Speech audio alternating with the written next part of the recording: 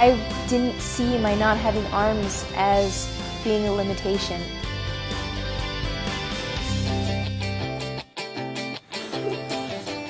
Jessica Cox was born without arms due to a rare non-genetic birth defect, but this hasn't held her back from driving a car, gaining a black belt in Taekwondo, playing the piano, scuba diving, and becoming the world's first licensed armless pilot. Naturally, people saw the fact that I didn't have arms as a limiting factor, but I was there to prove them wrong. Now she travels the world as a motivational speaker with her husband, Patrick. If I had to describe Jessica in 3 words, it would be kind, positive, and unstoppable. Even as a child, having no arms proved no obstacle to Jessica.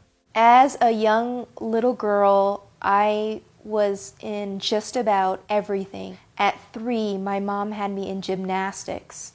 At 6, I started tap dance lessons. 10, I started Taekwondo. I did modeling. I swam starting at the age of 5. I did every activity you can imagine.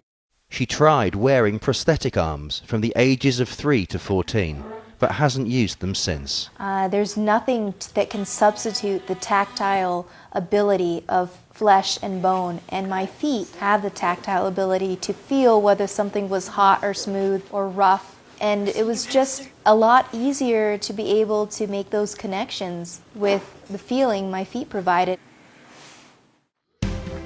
Despite her adventurous spirit, she had always been afraid of flying until she had a life-changing experience.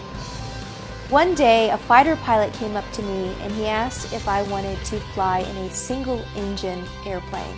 That idea wasn't something that I was too enthusiastic about, but he encouraged me, my dad encouraged me, and I gathered up my courage. I was sitting right beside the pilot and he asked if I wanted to experience putting my foot up on the yoke.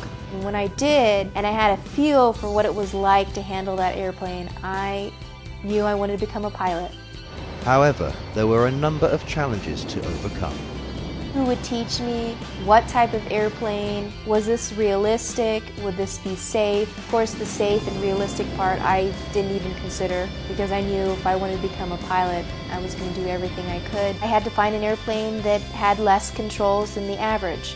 So the Ercoupe airplane, which is a 1945, has 2 less rudder pedals on the floor. That way I could have my right foot on the yoke, my left foot on the throttle, and crisscross fly the airplane safely. The airplane was not customized in any way for me. In 2008, her determination paid off when she became the first licensed armless pilot in the world. 3 years, 3 different airplanes, 3 different flight instructors, 80 hours of flying in 3 different states. I was a certified pilot. It was a long ordeal. 5 years ago, the 32-year-old met husband Patrick Chamberlain through their mutual love of Taekwondo. I remember looking across the room and seeing him with this confused look on his face. He later told me it's because he thought I had arms and they were in my sweater. Patrick and I work as a team, but he loves to cook, but I do the dishes. We balance each other out in different ways. Thank you. Good morning. Together, they promote Jessica's motivational speaking, which she hopes will inspire others to overcome obstacles as she has. And if there's something you want to do, don't let anything stop you. With that, we must be persistent.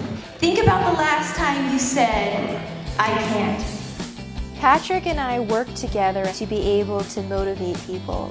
He has a very crucial part of my presentation. I get to be the one in the spotlight and in front of everyone, but it would not happen if Patrick wasn't back there eliminating the challenges as a media tech and all-around manager. We have some very interesting adventures on our travels. It's a constant adventure and it's a lot of fun. And while children may be in their future, for now they plan to continue inspiring others. If we did have a child without arms, we wouldn't hesitate because I've been able to live my life just fine without arms. As far as we know, it's not a genetic condition. We have many years to spend together and start a family. We've been talking about continuing to travel the world and bring the motivational speaking to other countries and help change some attitudes about disability.